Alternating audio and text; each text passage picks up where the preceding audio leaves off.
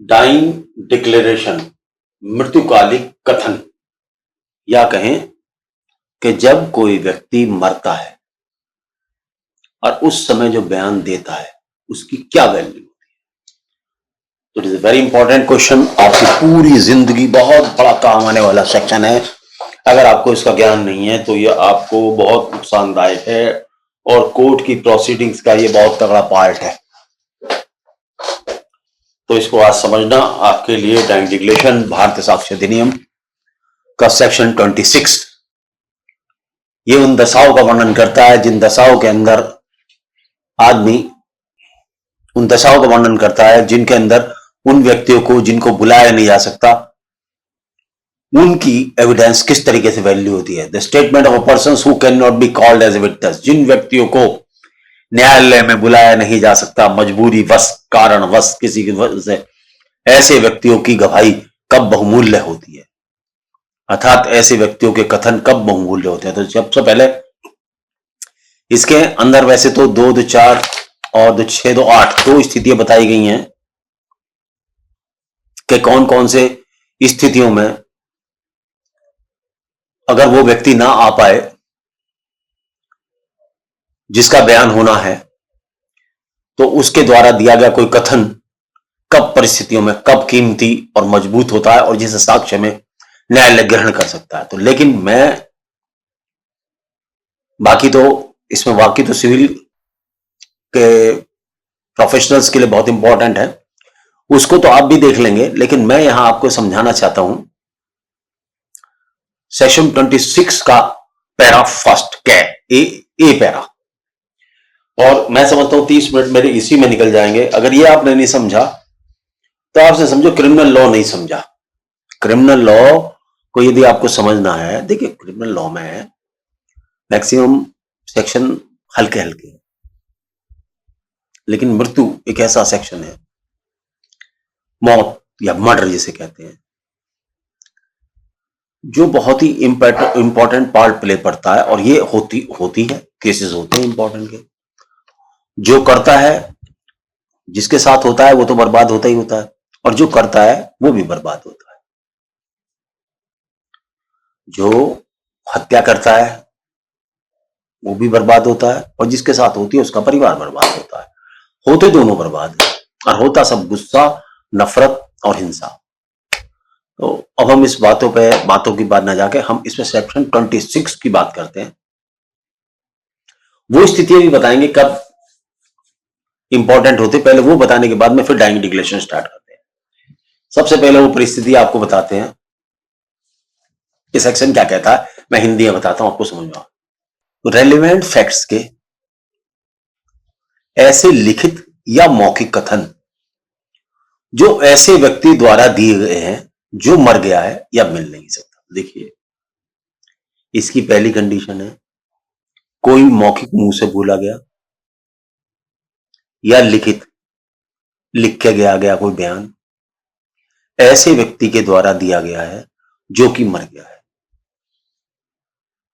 या मिल नहीं सकता। तो दो कंडीशन है, जो मर गया है या मिल नहीं सकता, और ऐसे व्यक्ति ने कोई लिखित या कोई मौखिक कथन किया है, या जो साक्ष्य देने में असमर्थ हो गया, या वो आदमी इतना ज़ईफ हो गया या बूढ़ा हो गया या ऐसी स्थिति में हो गया कि वो न्यायालय में नहीं आ सकता, या जिसकी हाजिरी इतने विलंब या व्यय के बिना उपाप्त नहीं की जा सकती जितना मामले की परिस्थितियों में न्यायालय को युक्तायुक्त प्रतीत होता है। सरल हिंदी में इसको करते हैं, किसी न्यायालय में कोई आदमी 15 दिन के अंदर आना चाहिए, 15 दिन में न्यायालय को निर्णय करता है। लेकिन यदि हम न्यायालय में उस आदमी को बुलाना चाहें तो वो उस 15 दिन के पीरियड में नहीं आ सकता, बल्कि वो साल, 2 साल, 5 साल चाहिए उसको। अर्थात एक लिमिटेड पीरियड में वो आदमी नहीं आ सकता यदि कोर्ट बुलाने। तो ऐसे व्यक्ति की एविडेंस कब रिलायबल होती है और किन दशाओं में उनको स्वीकार किया जा सकता है। दोबारा रिपीट करता हूं अंग्रेजी में अब इसको। Section 26, case in which statement of relevant facts by a person who is dead or cannot be found etc is relevant. Statement written or verbal, of relevant facts made by a person who is dead or who cannot be found or who has become incapable of giving evidence or whose attendance cannot be procured without an amount of delay or expense, which under the circumstances of this case appears to the court reasonable, are themselves relevant fact in the following cases named. माजरा क्या है? अब ये बता रहे हैं कोई व्यक्ति ऐसे जो मर गए हैं या न्यायालय में नहीं आ सकते टाइम पे, या इस बात के समर्थ नहीं है कि वो गवाही आके दे सके, या वो मिल नहीं सकते, और उनकी हाजिरी यदि ले में तो उन पर पैसा बहुत खर्च होगा। तो ऐसे व्यक्तियों की कहानी, ऐसे व्यक्तियों के कथन, कही गई बातें जो लिखित हैं या मौखिक हैं, कैसे न्यायालय में सिद्ध की जाती है। मैंने 3 बार आपको समझाया, हिंदी में समझाया, अंग्रेजी में बताने की कोशिश करी। अब मैं समझता हूं कि ये बात आपको समझ में आनी चाहिए कि 26 क्या कहती है। दोबारा रिपीट कर रहा हूं क्योंकि बहुत इंपॉर्टेंट कहते हैं, लाइफ में पूरी में काम आएगा सेक्शन। जो व्यक्ति कोई मुंह से कथन करते हैं या कोई लिख के कथन करते हैं, लेकिन वो व्यक्ति मर गए हैं या न्यायालय में नहीं आ सकते या उन्हें नहीं बुलाया जा सकता, या यदि उन्हें बुलाया जाए तो बहुत सारा पैसा खर्च होगा, ऐसे व्यक्ति जो अपना ये कथन करके गए हैं, वो साक्ष्य में कब ग्रहण होगा और कब उसकी कीमत होगी, अर्थात उसको कब स्वीकार किया जाएगा, ये परिस्थिति बताने के लिए ये सेक्शन 26 हमें बताता है। भारतीय साक्ष्य अधिनियम का ये बहुत महत्वपूर्ण सेक्शन। टाइम को जाया ना करते हुए मैं इस पर आगे बढ़ता हूं। एक किताब पढ़ता हूं, वैसे तो मैं इसमें से भी पढ़ सकता हूं, लेकिन किताबें मिल जाती हैं तो किताबों में से भी, किताबें वही हैं, थोड़ा सा हेडिंग्स बना के दे देती है तो थोड़ा सा फायदा हो जाता है। बनाने को तो हम अपने हाथ से भी बना सकते हैं, किताबों को पढ़ के हम भी कर सकते हैं, लेकिन हमने खरीदी इसीलिए कि आपको बताने के लिए। ये कथन कब इंपॉर्टेंट होते हैं, ये this is the important. Number 1 कथन, मेरा सारा स्ट्रेस इस पहले वाले पे रहेगा जबकि वह मृत्यु के कारण से संबंधित हो, जबकि वह मृत्यु के कारण से संबंधित हो, अर्थात जब कोई व्यक्ति को मारा जाता है या कत्ल किया जाता है और वो व्यक्ति किस कारणों से मरा, किन परिस्थितियों में मरा, जब वो इस पर प्रकाश डालता है तो ऐसे कथन इंपॉर्टेंट होते हैं और न्यायालय उन पर विचार कर सकता है। ये पहली स्थिति थी। बाकी स्थिति में बहुत ज्यादा एक्सप्लेन नहीं करूंगा, शॉर्ट में बताऊंगा, आप अपने हिसाब से किताब से देख लेना, क्योंकि मुझे पता है कि आपकी लाइफ में कौन सा सेक्शन बहुत इंपॉर्टेंट आएगा और बहुत काम आएगा। तो उसको, क्योंकि मेरे पास इतने लेक्चर बनाने की, कितने लेक्चर बनाऊंगा, 70-80 तो यही है, ये शायद 74 लेक्चर यही है, कितना यूट्यूब पे मुझे ये लेगी, यूट्यूब भी कितना लेगी, मेरे तो कम से कम पूरा लॉ का है, इसमें 160 सेक्शन, अगर मैं सारे बताऊं तो सारे के सारे तो 160 सेक्शन तो इसमें बनेंगे। अगर हम किसी स्कूल में पढ़ाते हैं, कॉलेज में पढ़ाते हैं, तो कम से कम हमें इसके लिए 100 लेक्चर चाहिए। 100 लेक्चर यहाँ बनाने का टाइम नहीं। खैर चलो, टाइम नहीं खराब करते, आगे बढ़ते हैं। जब वो स्टेटमेंट ऐसे हों जो कारोबार के सामान्य अनुक्रम में किए हों, इसको हिंदी में समझें। जब किसी ऑफिस में, सरकारी ऑफिस में या किसी कार्रवाई में कोई रिकॉर्ड मेंटेन किया जाता है और वो जो हम व्यापार करते हैं, लेन देन करते हैं या सिस्टम चलाते हैं, उसका जो काम करने का तरीका है उसके अंदर वो रिकॉर्ड होता रहता है। तो ऐसी बुकें जिनको हम समा इन उद्देश्यों से रखते हैं, के एंट्रीज करने के लिए, अकाउंट के लिए, तो ये सामान्य अनुक्रम कहलाता है। तो ऐसे में जो बातें उनमें लिखी हुई हैं वो कब रिलेवेंट होती हैं, ये सेक्शन बताता है। इसकी भी कोर्ट में वैल्यू है। दूसरा, against the interest of A maker, वो बातें जो जो करने वाले के हित के विरुद्ध होती हैं, जिस रिश्तेदारी के अस्तित्व के संबंध, कोई नातेदारी है, कोई रिश्तेदारी है, कोई मान लो पति पत्नी है, लोग उन्हें पति पत्नी समझते हैं, देखते हैं कि पति पत्नी की तरह रहते हैं और व्यवहार करते हैं, तो ये इसको बताता है कि भाई इनके ये संबंध पारिवारिक अथवा कौटुंबिक बातों से संबंधित विल या विलेख में किया गया है। कोई बात कौटुंबिक बातों से संबंधित है जिसका वर्णन विल, वसीयत जिसे कहते हैं, या डीड में किसी डॉक्यूमेंट में किया है, तो वो आदमी तो मर जाते हैं लेकिन डॉक्यूमेंट जिंदा रहता है, तो उन बातों को इन डॉक्यूमेंट्स के माध्यम से सिद्ध किया जा सकता है।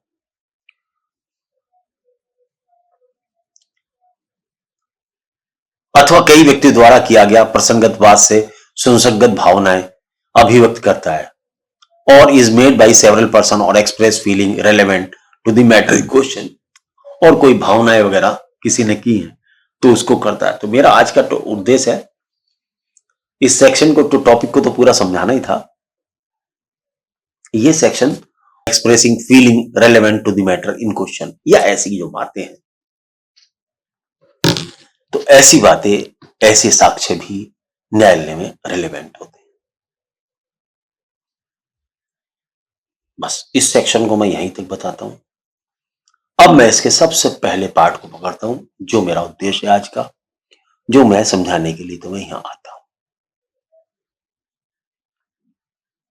जिसके लिए मेरा टॉपिक है। ये सेक्शन तो इसलिए बताना था क्योंकि ये क्वेश्चन आपके examination of point of view से, if you are a student, this question is relevant. What is dying declaration and how it recorded, what is the method of इस रिकॉर्डिंग।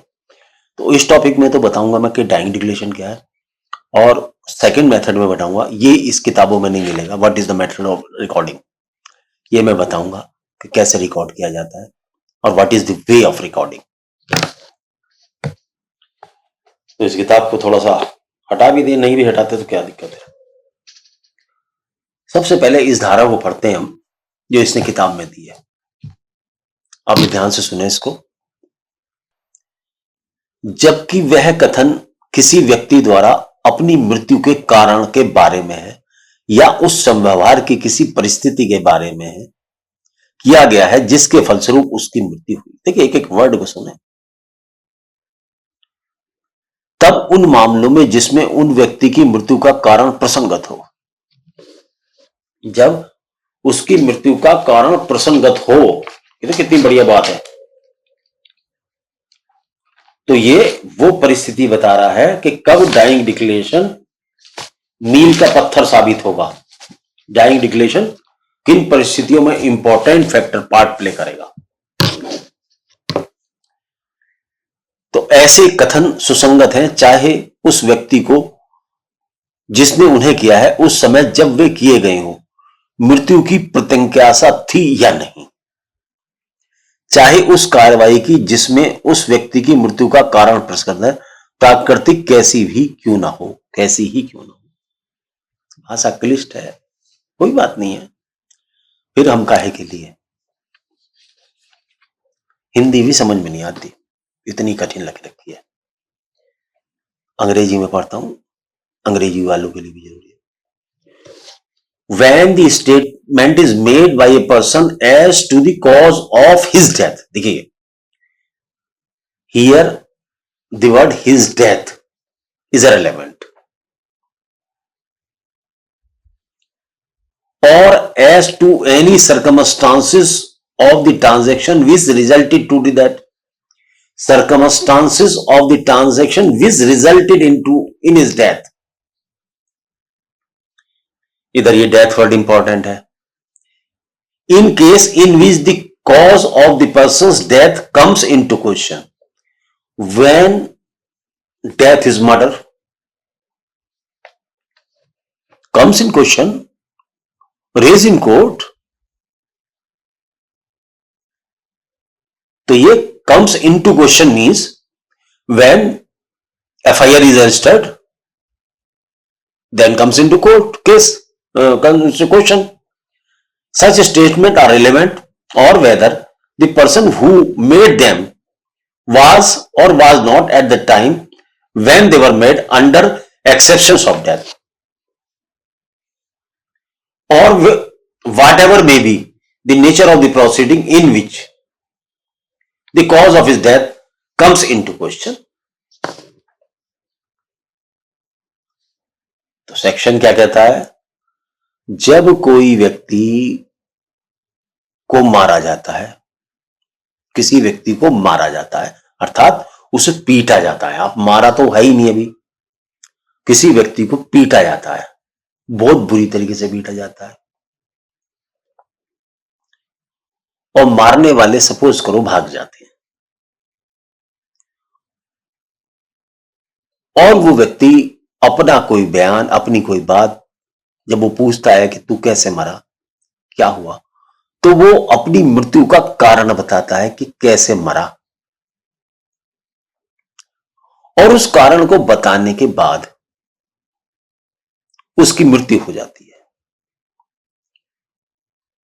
तब उस मामले में मुकदमा यदि दर्ज होता है, यदि वो केस दर्ज होता है, अर्थात मामले में प्रश्न उठाया जाता है कि क्या यह हत्या हुई या नहीं हुई, अर्थात मैटर इन क्वेश्चन आता है, मुकदमे में आता है, तब वो बात जो मरने वाले व्यक्ति ने उस व्यक्ति से कही है रेलेवेंट होती है, और कोर्ट में सेक्शन 26 के तहत, एविडेंस के तहत ग्राह्य होती है, एडमिसेबल। देखिए, कभी कभी हम जो समय लेते हैं ना, स्लो पढ़ाते हैं, ज्यादा जल्दबाजी नहीं करते, हमारा उद्देश्य ये है कि आपके दिमाग में हम वो बात बैठा लें, क्योंकि ये वाली बात जो है आपकी जिंदगी भर काम आनी है। इस किताब में 160-65 क्वेश्चन सेक्शंस हैं, भारतीय साक्ष्य अधिनियम में 160-65 सेक्शंस हैं, और आपकी लाइफ में केवल 15 सेक्शंस काम आने, 15 से 20 सेक्शंस में आपकी जिंदगी कट जाएगी वकालत में। लेकिन पढ़ना इसलिए पड़ता है क्योंकि ना जाने कौन सी परिस्थिति में कौन सा सेक्शन काम आ जाए। स्लो हमारा पढ़ाने का कारण ये कि आपकी समझ में बैठाना। चलिए, हम कहां थे, कहां रुक गए, बातों में ज्यादा समय खराब होता है। तो ऐसा क्वेश्चन जो मृत्यु से संबंधित है उसकी, when they were made under acceptation of death, whatever may be the nature of the proceeding in which, तो यहां ये नहीं है कि वो मरने की, लेकिन उसकी कंडीशन सीरियस है, मौत हो भी सकती है, बच भी सकता है, क्योंकि किसी के चोट लगने के बाद ये गारंटी तो है ही नहीं कि मरेगा मरेगा। तो बहुत से आदमी के साथ हम मरने वाला था, झूठ बोल गया, नहीं, ये नहीं। तो अब ये इसके और वो अब उस जो मृत्यु जिसका कारण है उस प्रश्न के ऊपर वो एक्सप्लेन करके जाता है। जब वो व्यक्ति ऐसे एक्सप्लेनेशन करके जाता है तो ऐसा कथन उसका मृत्युकालिक कथन कहलाता है, which is admissible in evidence. But ये बहुत मजबूत साक्ष्य है और कमजोर इतना है कि रेत के ढेर की तरह बह जाएगा। अगर आपको इसकी बारीकी नहीं पता, आप सपोज करो पुलिस ऑफिसर्स है और आपको ये नहीं पता है रिकॉर्ड कैसे किया जाता है या रिकॉर्ड कैसे होगा, what is the method of recording it, तो आप केस का बेड़ा गर्क कर देंगे। आप पुलिस वाले भी तो सही, आप डिफेंस काउंसिल हैं, आपको ये नहीं पता कि आप जो पुलिस ने रिकॉर्डिंग का गलत मेथड इस्तेमाल किया उसको असेल्ड कैसे करेंगे, आप उसको गिराएंगे कैसे उस पुलिस की जो बिल्डिंग को। पुलिस एक एविडेंस में एक बिल्डिंग खड़ी करती है और वो बिल्डिंग सच्ची है या झूठी है, उसके पिलर्स कमजोर हैं या ताकतवर हैं, पिलर्स मतलब सबूत, वो तभी आप पता लग सकते हैं जब आपने कानून पढ़ा है। जब आपने कानून पढ़ा ही नहीं है तो आप क्या पिलर के बारे में जानेंगे, क्या बताएंगे गुरु जी। एक्सक्यूज मी, जरा पानी का एक सिप हो जाए।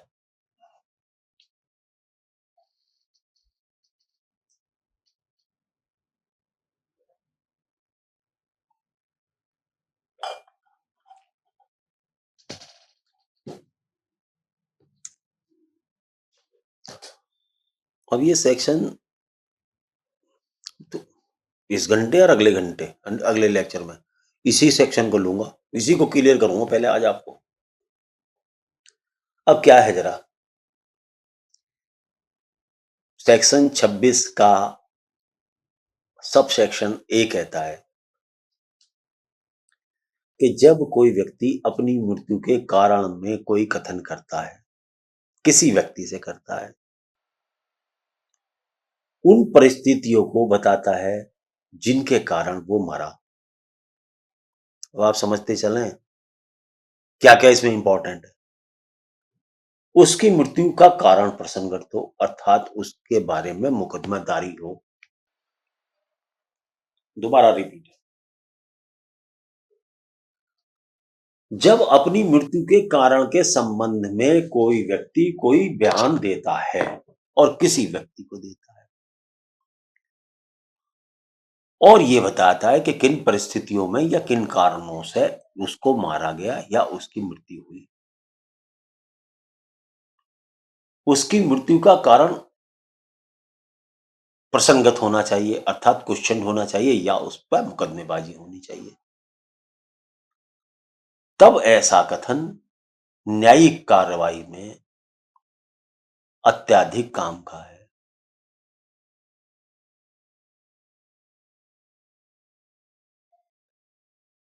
अब ये तो रही इसकी ये बातें जो ये बताता है।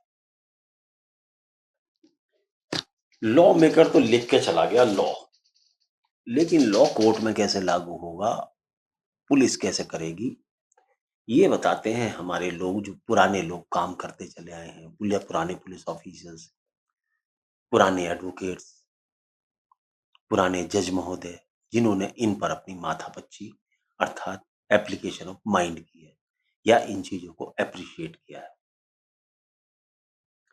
तो ऐसी 20 परिस्थितियां आएंगी जिनको मैं अब एक्सप्लेन नहीं करूंगा, लेकिन मैं आपको यहां बताना चाहूंगा डाइंग डिक्लेरेशन के बारे में। सर्वोच्च न्यायालय कहता है, सर्वोच्च न्यायालय से हमारा मतलब सम्माननीय सुप्रीम कोर्ट ऑफ इंडिया से है। वो कहता है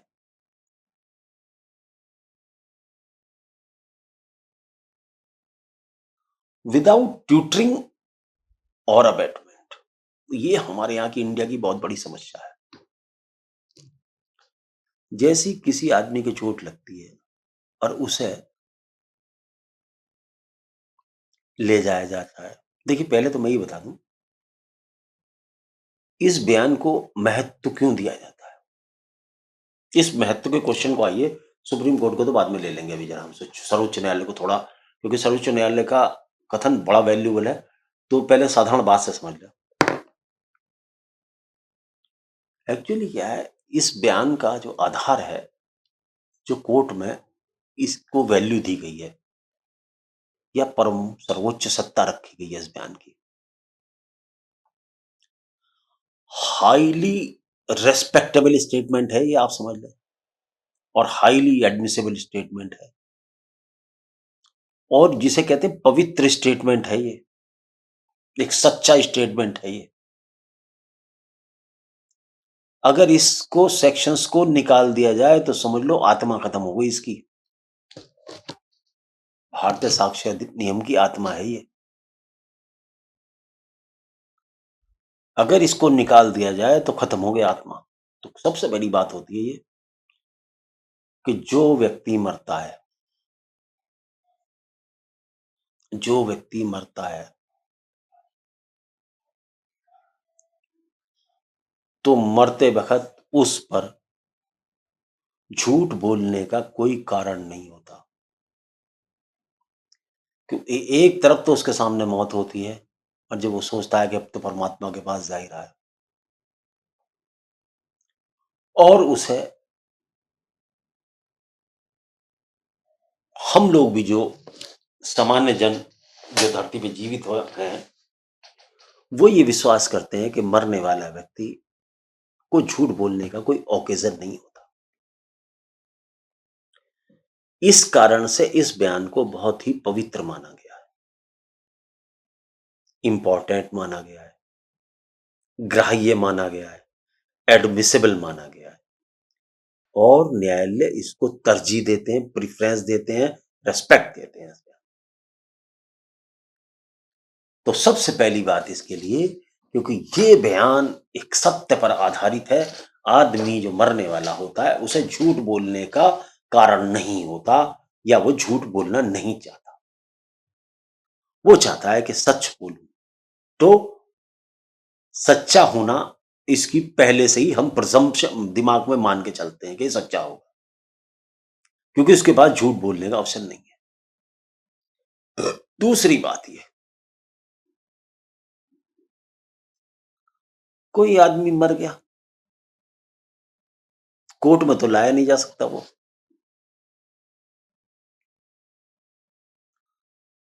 और ये हमें विश्वास है कि मारा गया है वो किसी के द्वारा, तो ये हमारी आवश्यकता का आधार भी है। देखिए आवश्यकता क्या है, यदि कोई व्यक्ति मरा है,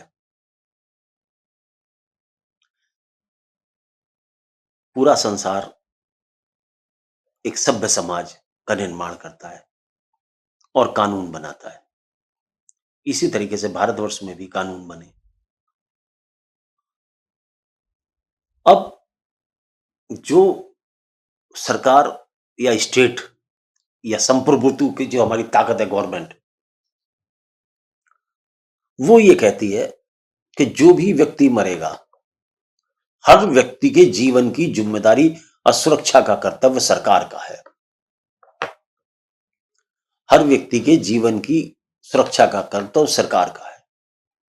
यदि कोई उसे मारता है तो उसकी सुरक्षा, उसके बच्चों को लालन पालन, भोजन की व्यवस्था करना हमारा सरकारी कर्तव्य है। तो सुरक्षा की गारंटी कौन देता? सरकार देती है। तो अब वो व्यक्ति तो मर गया, तो कथा बताए कौन? तो बताएंगे वो जो जीवित हैं, जिन्होंने उससे बात करी है मरते वक्त। अब वो कितने विश्वसनीय है कितने नहीं है, ये कोर्ट डिसाइड करेगी। तो दूसरा आधार मैंने क्या है? आवश्यकता का आधार, कि हम इसे क्यों एडमिशन, हमारी आवश्यकता है। वो आदमी तो मर गया, हम उसे ला तो नहीं सकते। जिससे उनने बात कही, उसकी बात बताने वाला कितना विश्वास, उसे लाया जाएगा कोर्ट में।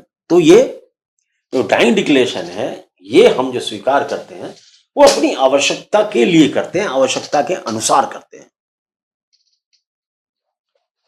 ताकि मरने वाले तो लाया नहीं जा सकता, तो हमारी आवश्यकता है, क्योंकि हमें तो सजा देनी है ना दुष्ट को, अपराधी को जिसने अपराध किया है, तो तभी दी जा सकती है जब हम उसका बयान जिस व्यक्ति ने सुना है उस व्यक्ति को न्यायालय में लाके खड़ा करते हैं। अब उसकी क्या वैल्यू है ये अलग की चीज है, लेकिन पहले हमें यह समझना है कि इसकी आवश्यकता के लिए हम इस डाइंग डिक्लेरेशन को स्वीकार करते हैं ना। दूसरी कारण क्या है? हम ये मान के चलते हैं, हम ये विश्वास करके चलते हैं कि मरने वाला व्यक्ति झूठ नहीं बोलेगा। 30 मिनट हो गए, मैं नहीं चाहता कि आपको डिस्टर्ब करूं ज्यादा, क्योंकि सुनने का टाइम नहीं है आप लोगों का, मुझे अब बोलने का है। तो हमने यहां पे सिर्फ आपको अभी बताया कि डाइंग डिक्लेरेशन क्या है और वो कोर्ट में क्यों एडमिसिबल होता है, कोर्ट उसे क्यों स्वीकार करती है। दो कारण बताए जिनको स्वीकार करती है, जिनके कारण से, और ये बताने की कोशिश करी कि डाइंग डिक्लेरेशन किन परिस्थितियों में दिया जाना चाहिए, किन बातों को बताएं, ये सब हमने बताने की कोशिश। अब अगले टॉपिक पर हम ये बताएंगे कि कैसे तो रिकॉर्ड होना चाहिए, कैसे रिकॉर्ड होना चाहिए और क्या मेथड है इसकी रिकॉर्डिंग का, और सुप्रीम कोर्ट और हाई कोर्ट इसके बारे में क्या कहती है। That's enough, that's all. तो टॉपिक लास्ट में आपको और दिखाता हूं। ये टॉपिक था डाइंग डिक्लेरेशन उर्फ मृत्युकालिक कथन। ये बहुत इंपॉर्टेंट है, आपके बहुत काम आएगा, इसको आपने समझना चाहिए। सिर्फ मेरे लेक्चर में नहीं, लेक्चर के बाद भी आप इसे पढ़ें, इस पर कमेंट्रीज पढ़ें। देखिए लॉ को सीखना है तो आपको कमेंट्री पढ़नी पड़ेगी। मेरे लेक्चर्स हैं या ये लेक्चर्स हैं, ये आपको कुछ दिन के लिए, मतलब ये आपके दिमाग में बैठाने के लिए होते हैं, लेकिन बारीकी और इस माइंड को शार्प जो करेंगे ना, वो और जो किताबें हैं और जो राइटर्स हैं वो आपको बताएंगे क्योंकि आदमी जो सुनता है उसका 5% उसके दिमाग में रहता है। कई बार बहुत ज्यादा इंटेलिजेंट हो तो ज्यादा रह जाता है। तो ठीक है, आज के लिए इतना ही, दैट्स एनफ है।